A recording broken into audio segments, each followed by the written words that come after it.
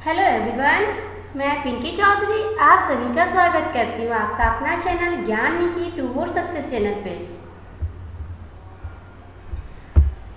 IBPS PO clerk और SBI PO को target करके हम लोग अभी प्रिपरेशन को स्टार्ट किए हुए हैं, जो कि अभी हम लोग डाटा इंपटीशन करने वाले हैं। डाटा इंपटीशन में अभी हम लोग बार ग्राफ करेंगे, जो कि यदि आप प्रीवियस क्लास नहीं किए कर रखे हो तो आप डेफिनेटली पहले प्रीवियस क्लास को देखो, डेफिनेटली आपको वहाँ से बहुत कुछ सीखने को मिलेगा। हाँ, तो चलिए आज हम लोग देखते हैं कि बार ग्राफ हमारा किस टाइप का है और हमारे क्वेश्चन के लेवल किस टाइप के। तो ये हमारा क्वेश्चन का लेवल जो है, ये आप स्क्रीन पे क्वेश्चन देख पा रहे हैं। ये क्वेश्चन का लेवल हमारा प्री लेवल का है। प्री एग्जाम में IBPS RRB पीओ हो, क्लर्क हो, SBI पीओ हो, ये आपको क्वेश्चन प्री एग्जाम में पूछे जाते हैं। तो सबसे मेन तरीका होता है क्या है कि जब भी हमको डाटा को सॉल्व करना है, मीन्स कि डाटा इंपटीशन बनाना है, तो सबसे पहले डाटा को समझना होगा। तो डाटा को समझने के लिए सबसे पहले उसका जो इंस्ट्रक्शन है वो हमें बहुत केयरफुली इंस्ट्रक्शन को रीड करना होता है। तो चलिए सबसे पहले हम इंस्ट्रक्शन को रीड करते हैं। तो इंस्ट्रक्शन में हमारा क्या रहा है कि the bar graph given below represent the number of student. Student के नंबर को रिप्रेजेंट कर रहा है ये bar graph. Study in science, commerce and art in 4 school. School 4 है, जो कि A, B, C and D school, ये सारे नेम है स्कूल के।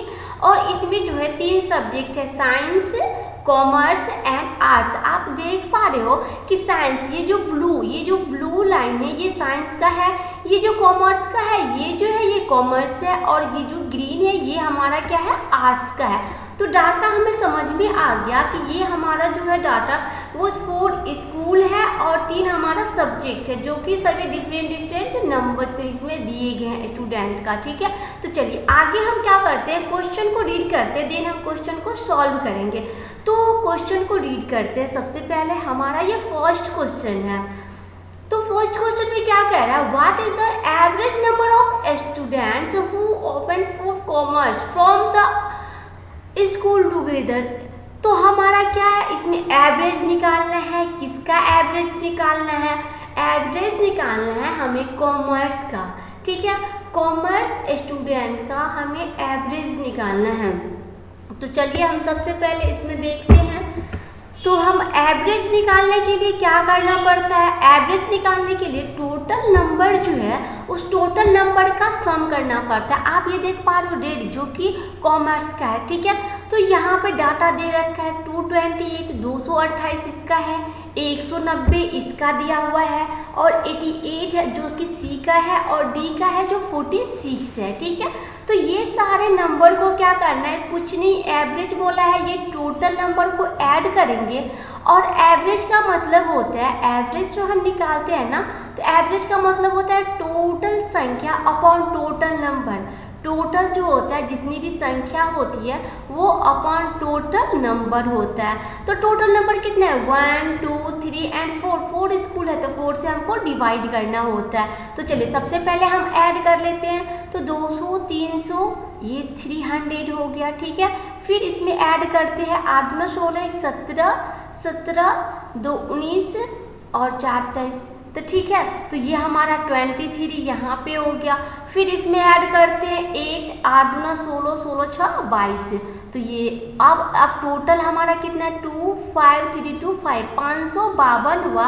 अब इसको क्या करना है, एवरेज निकालना है।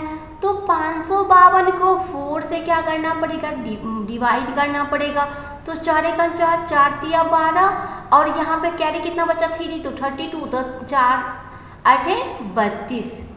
तो हमारा आंसर क्या हो जाएगा, 138, मतलब कि बी हमारा आंसर हो जाएगा। क्लियर है। एवरेज हम कैसे निकालते हैं, एवरेज निकालने के लिए सिंपल है, टोटल नंबर जो दिया हुआ है टोटल नंबर को ऐड करेंगे, और जितनी संख्या है, जितना भी नंबर है उतनी नंबर से डिवाइड करेंगे। तो 1 2 3 4 नंबर था, 4 से डिवाइड कर दे, तो हमारा आंसर 138 आ गया। आई होप कि आपको अच्छे से समझ में आ गया। चलिए नेक्स्ट क्वेश्चन पे मूव करते हैं।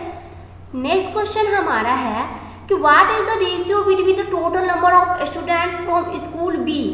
बी में अब स्कूल बी का कहता है वो open from science and art. तो साइंस और आर्ट्स का किसका, बी का। तो यहाँ पे सबसे पहले हम बी का लिखते हैं, साइंस और आर्ट का। तो साइंस में कितना है 120, तो 120 प्लस आर्ट्स में कितना है 190, तो 190 यहाँ पे लिखते हैं। इसको ऐड करेंगे तो कितना हो जाएगा 200 300 200 300 310 हो जाएगा, यहाँ पे ऐड किए तो। उसके बाद हमें आगे चलिए पढ़ते हैं, and the total number of student from school D who operate from the same subject, means कि डी का भी हमारा साइंस और आर्ट्स का है, तो डी का हम निकालते हैं साइंस आर्ट का, तो कितना 120 प्लस 134, तो इसमें कितना हो जाएगा 254 हमारा यहाँ से आता है। तो रेशियो निकालने के लिए क्या करना पड़ेगा, सिंपल इसको हमको कटिंग करना पड़ेगा 254, तो 2 से करते हैं 2, 5 दूना 10, 5 दूना 10, 155, और इसको करते 1, 2 दूना 4, 7 दूना 14, 155 रेशियो 127, तो हमारा ए हमारा क्या हो गया, यहाँ से आंसर बना। क्लियर है? आई होप कि आपको समझ में आ रहा है। कुछ नहीं करना है, रेशियो निकालने के लिए जिसका नंबर दिया था कि बी का दिया हुआ है, ठीक है, तो बी का साइंस और आर्ट का दिया हुआ था, साइंस आर्ट को ऐड कर लिए। डी का भी साइंस और आर्ट का, तो साइंस आर्ट के नंबर को ऐड कर लिए, जो हो गया रेशियो में इसको क्या किया कट करके जो बचा वो हमारा रेशियो निकल गया। आई होप कि आपको यहाँ तक अच्छे से समझ में आ गया। चलिए नेक्स्ट क्वेश्चन पे मूव करते हैं। नेक्स्ट क्वेश्चन हमारा क्या कह रहा है, the number of student who operate from the art subject from school A से आर्ट सब्जेक्ट का, तो ये देखो ए का आर्ट सब्जेक्ट का नंबर कितना है 180, तो 180 यहाँ पे इसको नोट कर लेते हैं। Is what percent more and less than the number of student who operate from science subject from school C, तो सी का किसका कह रहा है साइंस से, तो यहाँ पे सी का हमारा साइंस का 192 आ गया, ठीक है। तो मोर और लेस पूछा है, तो ये हम क्या देख रहे हैं, सी से ए क्या है लेस है ना, कितना कम है, तो यहाँ पे हम देख रहे हैं कि 12 कम है। तो परसेंटेज निकालने के लिए क्या होता है, जब भी मोर या लेस करता है तो सबसे पहले उसका डिफरेंस, तो इसमें डिफरेंस कितना है 12 है, और कंपेयर किससे कर रहा है उसको हम लोग डिनोमिनेटर में लिखते हैं, मतलब कि नीचे लिखते हैं। तो हमारा कंपेयर किससे कर रहा है सी से, तो सी की वैल्यू कितना है 192 है, तो इसको डायरेक्ट परसेंटेज निकालने के लिए हमको क्या करना पड़ता है 100 से मल्टीप्लाई करना पड़ता है। ये आपका बेसिक मेथड है कि यहाँ से आप मल्टीप्लाई करके आपका आंसर निकल जाएगा। बट स्मार्ट अप्रोच बोलो एग्जाम के लिए अगर हम बोलते हैं कि जिससे हम टाइम सेव कर पाते हैं, तो उसके लिए हमको क्या करना पड़ता है, रेशियो के थ्रू हम करते हैं, फ्रैक्शन वैल्यू और रेशियो के थ्रू ही हम करते हैं। तो यहाँ पे हम रेशियो के थ्रू कैसे करेंगे, तो देखिए 12 डिवाइडेड बाय 192, तो पहले इसको कैंसिल आउट करते हैं, तो 4 तिया 12 हो गया, और यहाँ पे इसको अगर कैंसिल आउट करते हैं तो 4 चौक 16, और कितना होगा 8 से हो गया, 4 8 32 हो गया, फिर 3 से ये चला जाएगा, 3 3 6 के 18, तो 1 बाय कितना हो गया 16, तो 1/16 जो फ्रैक्शन है इसकी वैल्यू परसेंटेज वैल्यू कितना होता है, तो 6.25 इसका फ्रैक्शन वैल्यू होता है, जो कि हमारा डी आंसर है। तो ये आपको तभी होगा जब आपको फ्रैक्शन वैल्यू याद है। तो मैं आपको बोलूँगी कि आप फ्रैक्शन वैल्यू 1 से कम 1 से 1/20 तक आप याद करके रखो। उससे क्या होता है ना कि हमारा टाइम सेव होता है। देखो इतना हमें कटिंग करके, एक तो ये हमारा बेसिक है कि आप इस तरीके से कटिंग करके डिवाइड करोगे तो आपको इतना आंसर यहाँ से भी प्रोवाइड होगा। बट अगर हम डायरेक्ट फ्रैक्शन वैल्यू याद है तो यहाँ से हम रेशियो निकालते हैं। रेशियो से इसका मुझे याद है कि 1/16 जो है उसका परसेंटेज वैल्यू 6.25 होता है। तो यहाँ से डायरेक्ट हमारा आंसर हो गया, यहाँ से हमारा टाइम सेव हुआ, हमें ज़्यादा करने की जरूरत नहीं पड़ती है। ठीक है, चलिए नेक्स्ट क्वेश्चन पे मूव करते हैं। नेक्स्ट क्वेश्चन हमारा क्या कहता है, the number of student from school B who opted the for science subject. B की बात कर रहा है साइंस की, तो बी में साइंस का कितना है 120। चलो इसको नोट कर लेते हैं। उसके बाद फिर क्या कह रहा है, is what percent of the total number of student from school D. D के टोटल नंबर से कितना है, तो डी का टोटल नंबर सबसे पहले हमको इसको ऐड करना होगा। तो चलिए ऐड कर लेते हैं, कितना हो जाएगा 100 200, ठीक है, 4 2 6 3 9, तो 290 6 4 10, मतलब कि 300 यहाँ से हो गया। इसको ऐड करके क्या हो गया हमारा 300 हो गया। तो 300 अब इसको हमको क्या करना है परसेंटेज में निकालना है। तो परसेंटेज में निकालने के लिए 120 डिवाइडेड बाई 300 कंपेयर जिससे करता है उससे हमको डिनोमिनेटर में रखना होता है। तो यहाँ से एक तो ये है कि 100 करते हैं, तो ये हमारा बेसिक है कि इस तरीके से। और इतना हम टाइम को सेव करने के लिए इतना 100 नहीं लिखे, डायरेक्ट अगर हम बेसिक से, ये तो हमारा बेसिक हुआ कि इस तरीके से अगर आप कटिंग करते हो तो आपका आंसर आ जाएगा, ठीक है। डिवाइड मल्टीप्लाई जो भी करना है करके आंसर आ जाएगा। बट हम रेशियो मेथड से कैसे करेंगे? रेशियो मेथड से हम इस तरीके से करेंगे कि 1/20 डिवाइडेड बाई 300, ठीक है। 10 से ये चला गया, 3 चौका 12, 3, ठीक है। ये 2 और 5 तो कितना हो गया? 2/5।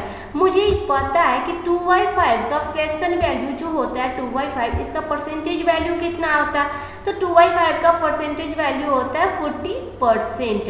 ये जब याद होता है तभी इस तरीके से हम डायरेक्ट यहाँ से कर सकते हैं। हमारा ऑप्शन ई हुआ। ये तब होगा जब हमारा परसेंटेज वैल्यू हमें याद होगा। यदि परसेंटेज वैल्यू नहीं याद है तो ये हमारा बेसिक मेथड है, बेसिक से हम यहाँ से निकालेंगे। क्लियर है? यहाँ तक समझ में आया? देखो 40% को यदि ब्रेक करते हो, चलो मैं यहाँ से भी दिखा देती हूँ कि 2/5 आता है या नहीं। तो 40% को यदि आप ब्रेक करते हो तो कैसे करोगे? पर इसका फ्रैक्शन वैल्यू कैसे निकालोगे? परसेंट का मतलब क्या होता है? 100। तो 40/100 हुआ, कैंसिल आउट करो, देखो 2/5 हुआ, मीन्स कि 2/5 हुआ ना। तो 40% का फ्रैक्शन वैल्यू क्या होता है? 2/5 ही होता है। तो 2/5 का क्या हो जाएगा? 40% हो जाएगा। क्लियर है यहाँ तक? चलो नेक्स्ट क्वेश्चन मूव करते हैं। नेक्स्ट क्वेश्चन हमारा क्या कह रहा है? 30% of the total student studying in school C are girls. C में जो है 30 टोटल स्टूडेंट का 30% क्या है? गर्ल्स है। Then find the number of boys studying in school C. तो सी का क्या कह रहा है? बॉयज का निकालने के लिए गर्ल्स 30% है। अगर देखो गर्ल्स क्या है? 30% है, तो बॉयज क्या हो जाएगा? 70% हो जाएगा। क्यों? क्योंकि टोटल खुद में 100% होता है। ये टोटल क्या है? 100% है, बॉयज़ और गर्ल्स मिला के 100। तो 30% अगर गर्ल्स हुआ तो बॉयज़ हमारा 70% हो जाएगा। तो हमको इस टोटल का 70% निकालना है। तो सबसे पहले इस टोटल को ऐड करते थे। 100 कितना हो गया? 200 और ये कितना हो गया? 8 9 16 17 18 19 190 और 8 और ये 2 10, तो कितना? 200 300 और ये 400। तो यहाँ से ऐड करते हैं तो हमें 400 मिलता है। तो 400 का हमको क्या निकालना है? 70% निकालना है। और 70% का फ्रैक्शन वैल्यू कितना होता है? 7/10। कैसे? देखो 70% का मतलब 100, तो ये 100 से 100 तो क्या हो गया? 7/10 हो गया। तो 7/10 यहाँ से इसको अगर हम निकालते हैं तो कितना हो जाएगा? 7 चौक 28, 280। तो 280 हमारा कितना है? सी हमारा आंसर हो गया। आई होप कि आपको समझ में अच्छे से क्लियर हो रहा है कि किस तरीके से हमें कम समय में मैक्सिमम क्वेश्चन को करना है। तो मैक्सिमम क्वेश्चन को हम तभी कर पाएंगे जबकि हम स्मार्ट अप्रोच लगाते हैं। अगर हम एक एक करके, अगर हम एक परसेंटेज निकालने लगे, एक करके करने लगे तो हमारा टाइम बहुत जाएगा, फिर हम सेव नहीं कर पाएंगे, ज़्यादा क्वेश्चन नहीं कर पाएंगे। इसलिए हम बेसिक भी आपको बताते हैं कि बेसिक से कैसे बनाना चाहिए। उसके बाद हम स्मार्ट अप्रोच भी बताते हैं कि एग्जाम में हमारा किस तरीके से डील करना चाहिए क्वेश्चन को, ताकि हम क्वेश्चन को कम समय में मैक्सिमम क्वेश्चन को कर पाते हैं। आई होप कि आपको अच्छे से ये DI समझ में आ गया है। देखो DI एक ऐसा चैप्टर है जिससे कि बैंकिंग एग्जाम में क्लर्क में अगर प्री की बात करूँ तो 10 नंबर सिर्फ और सिर्फ डाटा इंप्लीमेंटेशन से, और PO की बात करूँ तो 15 नंबर, 10 तो आते ही आते हैं बट PO में 15 नंबर भी आते हैं जो कि सिर्फ और सिर्फ डाटा इंप्लीमेंटेशन से। तो ये चैप्टर हमारे बहुत ज़्यादा ही इम्पोर्टेंट होता है। डाटा इंप्लीमेंटेशन एक चैप्टर अगर हमारा क्लियर है तो 10 से 15 नंबर हम सिर्फ और सिर्फ इस चैप्टर से कर पाते हैं। आई होप कि आपको ये वीडियो पसंद आया होगा। यदि आपको वीडियो पसंद आया तो वीडियो को लाइक कीजिए, दोस्तों के साथ शेयर कीजिए और आप अपना रिव्यू हमें कमेंट में ज़रूर बताइए। हमारे यूट्यूब चैनल को सब्सक्राइब कीजिए, बेल आइकन को प्रेस कीजिए ताकि नेक्स्ट वीडियो की नोटिफिकेशन आपको समय से मिलती रहे। Thank you.